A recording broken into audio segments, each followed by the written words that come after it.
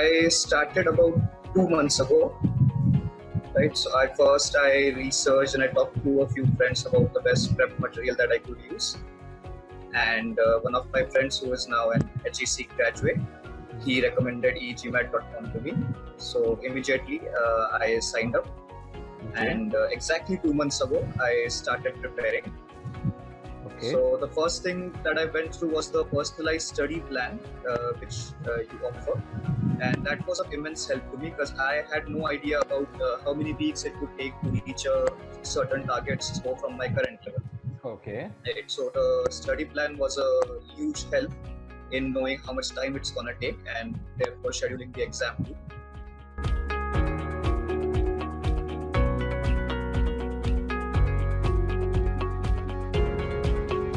The master comprehension section was the first thing I approached the preparation with, and that was particularly helpful to set the foundation for the verbal section. Okay. So that was a really good tool to get started.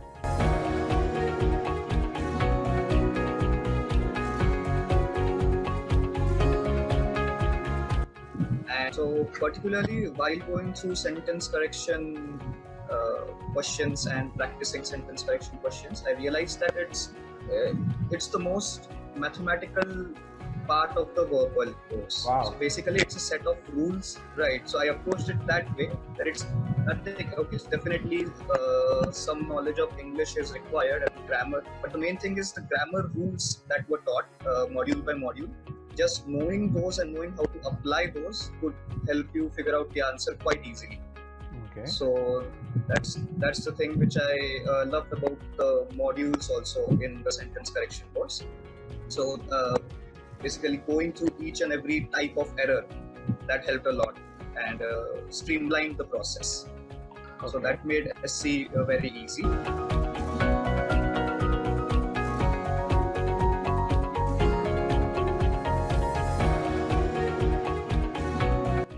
Moving on to CR, that was the part which I found the most difficult, and Okay.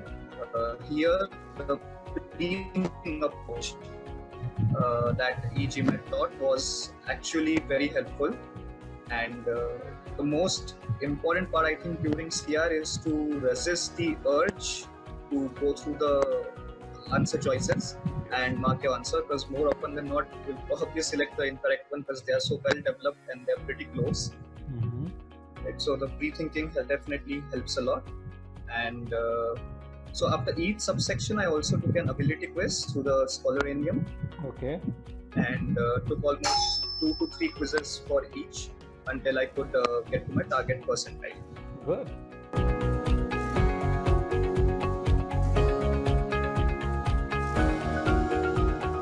For RC, the main point that I learned while preparing for RC was that it's okay to be slow, it's okay to read the paragraph slowly, but the comprehension has to be in depth. So the ultimate aim is how well you comprehend the passage, because that helps to answer the questions asked ultimately. So it's okay to trade off a few seconds for a better understanding of the passage.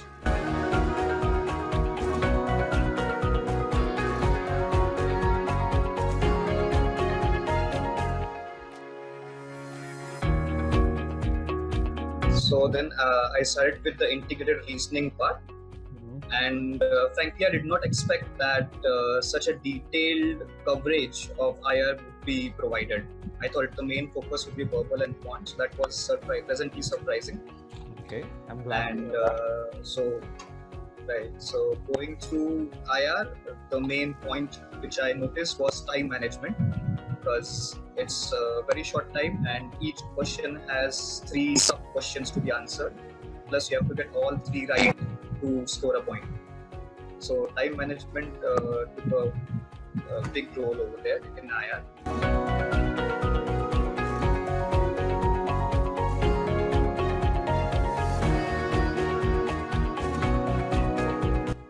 Then I moved on to quant, starting with arithmetic. So in quant, data sufficiency questions were the real challenge. Problem solving was relatively easy. Yep. The concepts themselves were something at least many engineers will know beforehand, and probably some other streams too. But the questions, particularly data sufficiency questions, they are framed in such a way that even an engineer can get tangled in them. So the way to avoid making mistakes there is to just keep in mind the common pitfalls, is what I learned while practicing DS questions. So like 2 is the even prime number, and so you take a square root, you get both plus 1, right? So square root 2 values, quadratic roots 2 values. So such things can completely change the answer for a DS question. So that particularly I had to keep in mind, and that actually helped on exam day also. Okay. And right, and I personally found arithmetic to be a bit tougher than algebra itself. Okay. And the final section on advanced topics was also very helpful. PNC and probability questions, because those are, I think they definitely appear on the exam, and they were very helpful. The preparing for them was much needed. Okay. That's what I felt.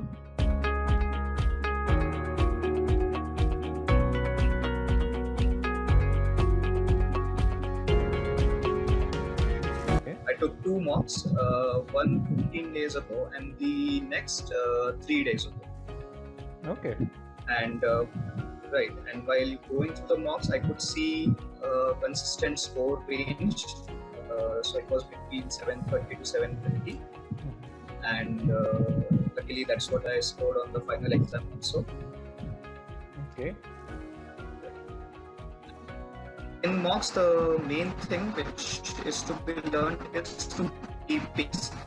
So in both the mocks, I realized that one of the mistakes I was making is forgetting to keep the right pace under the time pressure. So in the first day, in covering all the quant questions, while in the second mock, I kept in mind the pace for quant questions, but in the process, had difficulty covering all the verbal questions. Spent too much time on those. So a combination has to, right. So how on the actual test, time management, to do the time management properly? Yes, actually, I was very happy with my performance there, because I could finish all questions well in time. And knowing that you can spend a max of like 1.75 minutes for a verbal question and 2 minutes for a quant question, and just keeping in mind and looking at the clock constantly, at least in regular intervals of time, that helps to manage time better, I feel.